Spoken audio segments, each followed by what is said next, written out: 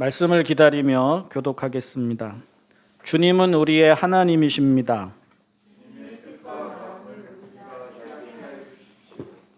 오늘 하나님께서 우리에게 주시는 말씀은 마태복음 25장 23절, 40절, 그리고 누가복음 16장 10절입니다.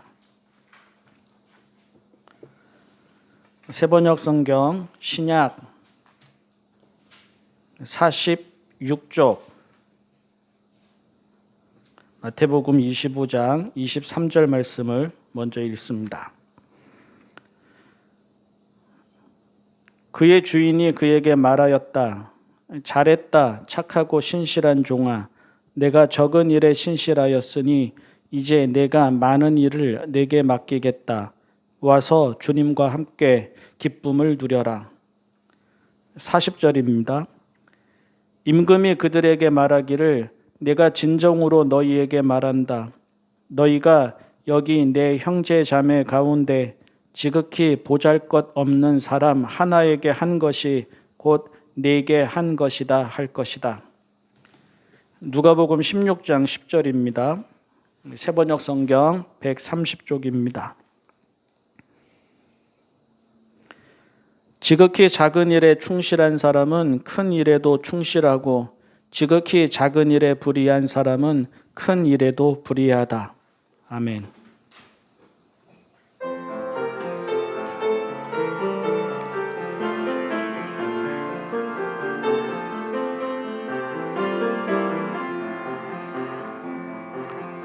이 말씀 따라 사는 동안 지치지 않게 하시고 이 말씀 따라 사는 동안 주님 나라 이루소서.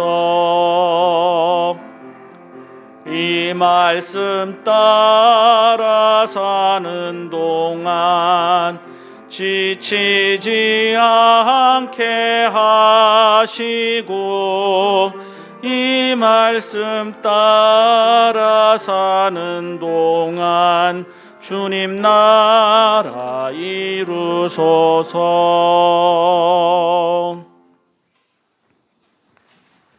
김연아 피겨 스케이터 김연아가 선수일 때요. 그만의 장점이 분명히 있습니다. 연기력과 감정 표현이 탁월했다고 하죠. 그리고 속도가 빠르고 점프가 높고 비거리가 길다고 하였습니다. 보고 있으면 눈을 떼지 못한다라고 하였습니다.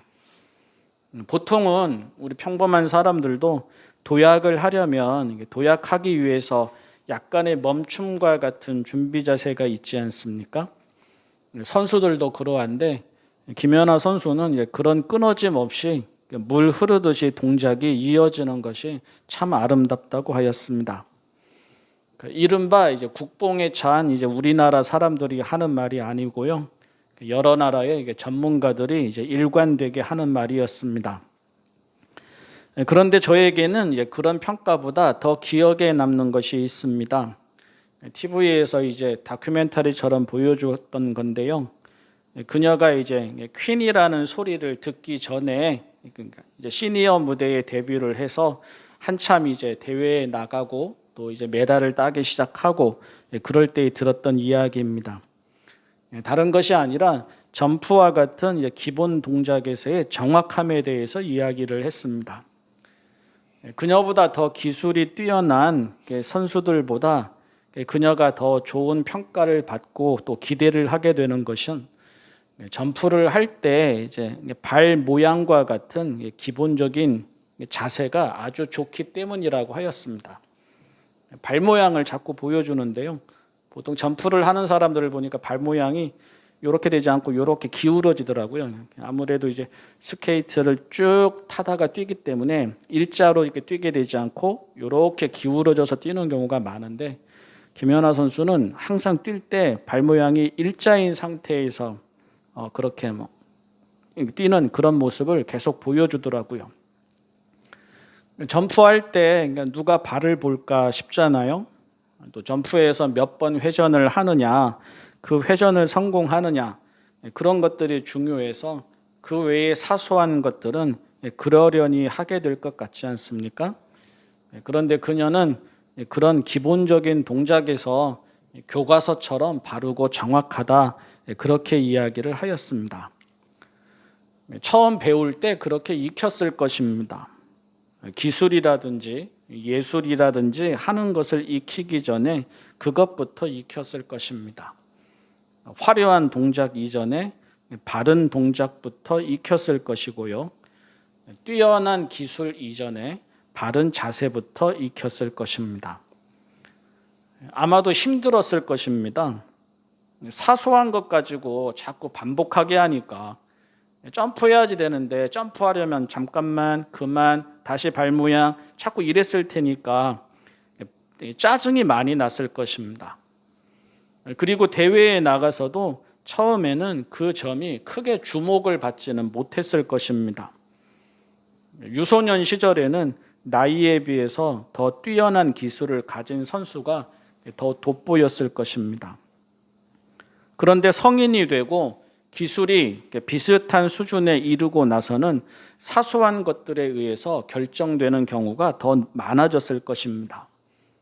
처음에 어떻게 배웠는지, 처음에 어떻게 익혔는지, 발 모양이 어떠한지 하는 기본 중의 기본, 기초 중의 기초가 변별력이 되고 변별점이 되었을 것입니다.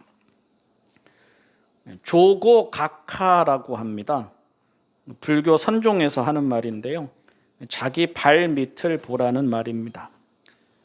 큰 의미로는 바깥을 보지 말고 자기 자신을 보라는 뜻입니다.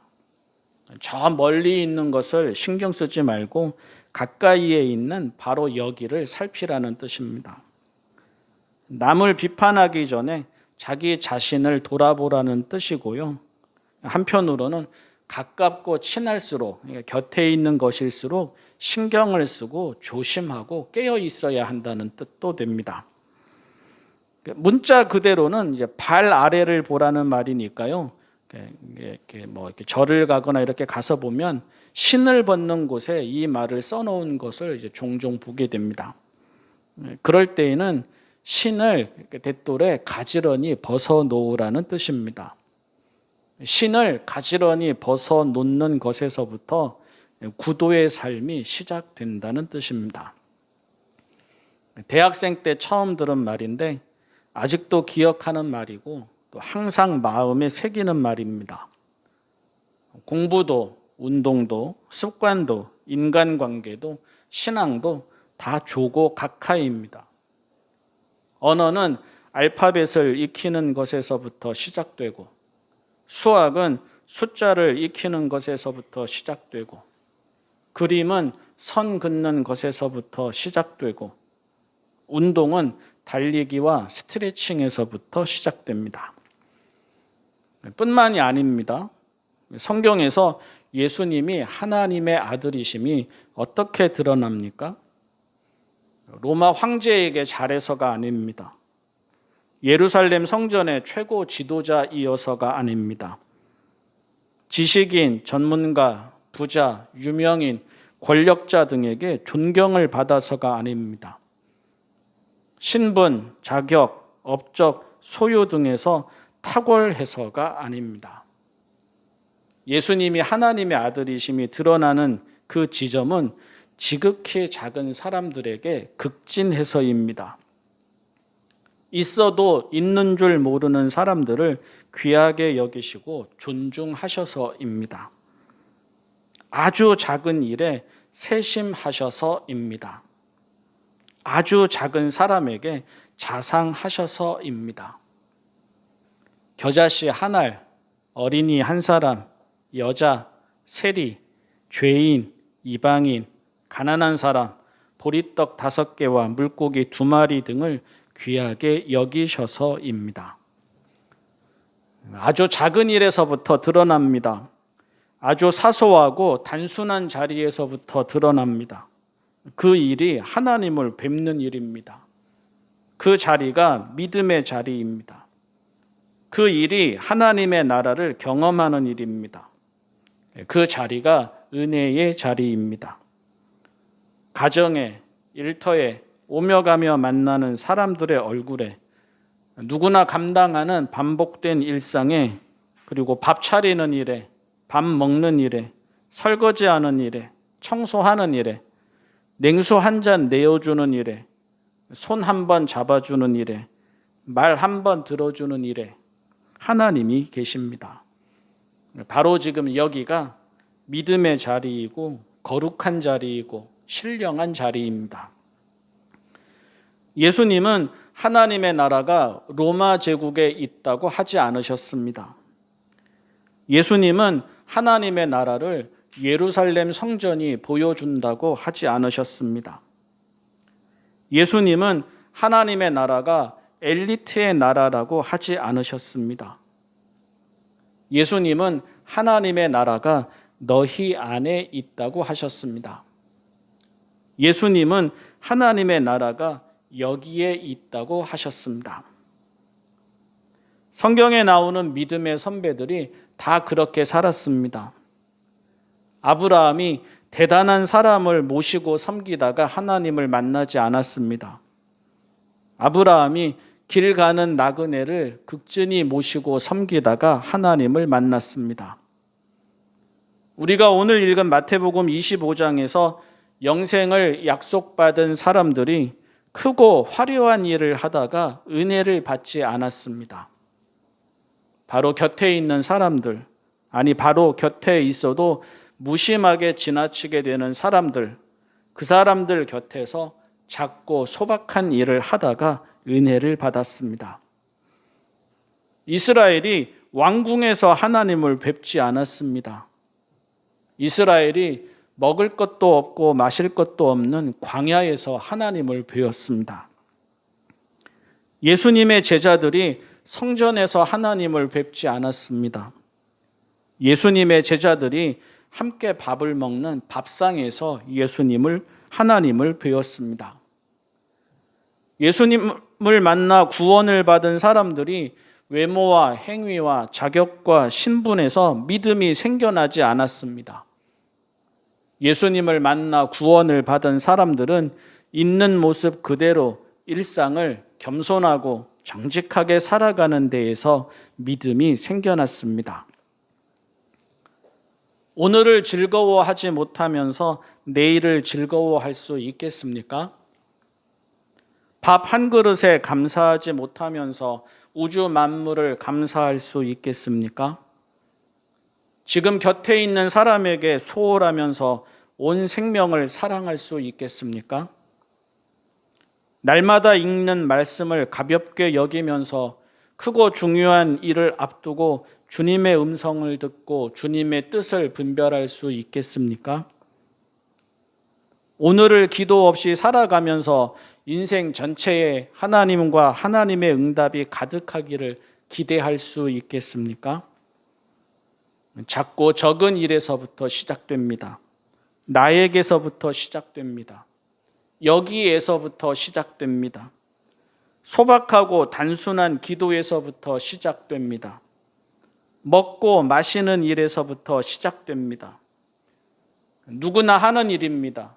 어디에서나 하는 일입니다. 보잘것없는 일입니다. 드러나지 않는 일입니다. 알아주지 않는 일입니다. 결과라고도 할 것이 없는 일입니다. 딱히 돌아올 것이 없는 일입니다. 가볍게 여겨도 될 것 같은 일입니다. 해도 그만, 안 해도 그만인 것 같은 일입니다. 그런데 그런 일에서부터 시작됩니다. 그 일이 거룩한 일이고 그 자리가 하나님을 모시는 자리입니다. 그 일을 하는 마음과 자세가 믿음입니다. 그 자리를 감당하는 정직함과 진실함이 경건입니다. 그것을 하나님이 보십니다. 그것을 하나님이 아십니다. 당신을 향한 사랑이라고 하십니다. 당신을 향한 순종과 헌신이라고 하십니다. 당신께 예배하듯이 일상을 살아간다고 하십니다. 그 일에, 그 자리에, 그 기도에, 그 마음에, 그 자세에 하나님의 뜻이 이루어지고 하나님의 영광이 나타난다고 하십니다. 작정하고 드리는 기도나 금식 기도는 소중하고 밥 먹을 때마다 드리는 기도는 사소합니까? 크고 많고 대단한 일은 하나님의 일이고 작고 적고 평범한 일은 사람의 일입니까? 사회의 정직과 공정과 정의와 평화는 시급한 일이고 개인의 정직과 공정과 정의와 평화는 지나쳐도 되는 일입니까? 교회와 신앙은 영적이고 깨끗해야 하고 일터와 일상은 은근슬쩍 넘어가도 됩니까? 교회를 다니고 말씀을 배우는 일은 거룩한 일이고 돈을 벌고 돈을 쓰는 일은 세속적인 일입니까? 기후위기나 탄소 중립은 지구의 내일이 달린 일이고 물 한 방울이나 쓰레기 한 봉지는 그만 못한 일입니까? 그런 식으로 생각하다 보니까 하나님을 뵙지 못합니다. 그런 식으로 생각하다 보니까 하나님의 은혜와 구원이 경험되지 않습니다. 그런 식으로 생각하다 보니까 세상이 하나님과 무관하게 돌아가고 믿음이 실제적인 힘이 되지 못합니다. 우리도 그런지 모르겠습니다. 대부분의 종교인들에게 하나님의 나라가 막연합니다. 특별해야만 뭔가 되는 줄 알기 때문입니다. 오늘 여기는 당연히 아니고 내일 저기만이 답인 줄 알기 때문입니다. 여기에 계신 하나님을 뵙는 일에는 무디고 멀리 계신 하나님이 갑자기 찾아오기만 기다리기 때문입니다. 선물과 은총으로 가득한 일상은 누리지 못하고 더 크고 많고 강한 것에만 연연하고 안달하기 때문입니다. 달란트 비유입니다. 큰 일을 잘했으니 주인과 함께 기쁨을 누려라 하지 않으셨습니다. 작은 일에 성실했으니 주인과 함께 기쁨을 누려라 하였습니다. 최후의 심판 비유입니다. 영생을 얻은 사람과 영벌을 받을 사람들이 양과 염소를 구분하듯이 구분된다고 하였는데요. 높은 사람 잘 모시고 지도자의 가르침 잘 따랐다거나 큰일하고 대단한 일 하는 사람 잘 섬기고 대접했으니 영생의 나라에 들어가라 하지 않으셨습니다. 지극히 보잘것없는 사람 하나에게 한 것이 곧 당신께 한 것이나 다름없으니 영생의 나라에 들어가라 하셨습니다. 마태복음 10장 42절에서도 이 작은 사람들 가운데 하나에게 내 제자라고 해서 냉수 한 그릇이라도 주는 사람은 절대로 자기가 받을 상을 잃지 않을 것이다 하셨습니다. 제자들이 누가 높으냐를 가지고 다투었을 때입니다. 이왕이면 더 폼나는 일, 이왕이면 더 그럴듯한 자리, 이왕이면 더 대단한 일을 하고 싶었다는 말입니다. 그런데 예수님은 그들 가운데 어린아이 하나를 세우시고는 이런 어린이를 영접하는 사람이 당신을 영접하는 것이라고 하셨습니다. 또 제자들이 어린이들이 오는 것을 막았을 때입니다. 제자들은 사소한 일이라고 여겼습니다. 제자들은 어린이를 만나는 것과 같은 하찮은 일로 예수님을 귀찮게 해서는 안 된다고 여겼습니다. 하지만 예수님은 그런 제자들에게 분노하셨습니다. 하나님의 나라는 대단한 사람이 아니라 이런 사람들의 것이라고 하셨습니다. 그리고는 어린이들을 껴안으시고 그들에게 손을 얹어서 축복하셨습니다. 누가복음 16장에서는 불의한 청지기의 비유를 드셨습니다. 우리는 그 끝절만 읽었는데요. 영적인 사람이 아니지 않습니까? 영적인 답을 구하며 살아온 사람도 아니지 않습니까? 관심이 돈밖에 없는 사람이지 않습니까? 철저하고 성실하게도 돈에만 그런 사람이지 않습니까? 그런데 예수님은 그 자세만큼은 높이 사셨습니다. 지극히 작은 일에 충실한 사람이 큰 일에도 충실하다고 하셨습니다. 하나님의 일도, 영혼에 관계된 일도 출발은 작은 일이고 세상의 일일지언정 가볍게 여기지 않고 진지하게 대하는 자세에서부터 시작된다고 하셨습니다. 사랑하는 성도 여러분, 내 몸과 내 마음을 살필 때 모든 일에서 하나님을 뵙니다. 누군가에게 내어주는 냉수 한 잔이 하나님의 은혜와 복으로 돌아옵니다. 지금 곁에 있는 이에 대한 다정함과 부드러움이 하나님을 사랑하고 이웃을 사랑하는 것입니다. 날마다 드리는 소박한 기도와 묵상이 영혼을 하나님으로 충만하게 합니다. 오늘의 분복에 대한 감사와 기쁨이 인생 전체를 풍성하게 하고 아름답게 합니다. 말 한마디가 거룩한 일상으로 이어집니다. 행동 하나가 세상을 바꾸어 나갑니다. 대단한 자리에서만 하는 일이 아닙니다. 겨자씨 한 알과 같이 작은 일에서 먹고 마시고 입고 쓰고 어울리고 생활하는 일상에서 40일 작정 기도가 아니라 하루를 여는 짧은 기도에서 성경 전체를 다 꿰뚫는 대단한 지식이 아니라 하루 한 절이어도 그 말씀에 대한 진실함에서 시작됩니다. 하나를 보면 열을 압니다. 오늘을 보면 내일을 압니다. 안에서 하는 일을 보면 밖에서 어떻게 할지도 압니다. 인생이 그렇습니다. 습관이 그렇습니다. 신앙도 그렇습니다. 겨자씨 한 알과 같이 사소할지라도 아주 작은 일에 믿음으로 깨어있는 사람이 다른 일, 다른 자리에서도 믿음으로 깨어 있습니다. 기도하겠습니다. 사랑의 하나님 아버지, 아주 작은 일에도 성실하시고 진실하셨던 주님을 기억합니다. 아주 작은 사람에게도 세심하시고 자비하셨던 주님을 기억합니다. 그 마음을 본받게 하여 주십시오. 그 삶을 담게 하여 주십시오. 그 마음과 삶에서 하나님을 뵙게 하여 주십시오. 그 마음과 삶에서 하나님의 나라를 보게 하여 주십시오. 작고 적은 일에서 거룩하게 하여 주십시오. 작고 적은 일에서 정직하게 하여 주십시오. 작고 적은 일에서 성실하게 하여 주십시오. 작고 적은 일에서 감사하게 하여 주십시오. 작고 적은 일에서 깨어 있게 하여 주십시오. 먹고 마시고 입고 쓰는 일에서 하나님의 사람이게 하여 주십시오. 만나고 말하고 듣고 어울리는 일에서 하나님의 사람이게 하여 주십시오. 가족에게, 친구에게, 동료에게, 우연히 만나는 이에게 하나님의 사람이게 하여 주십시오.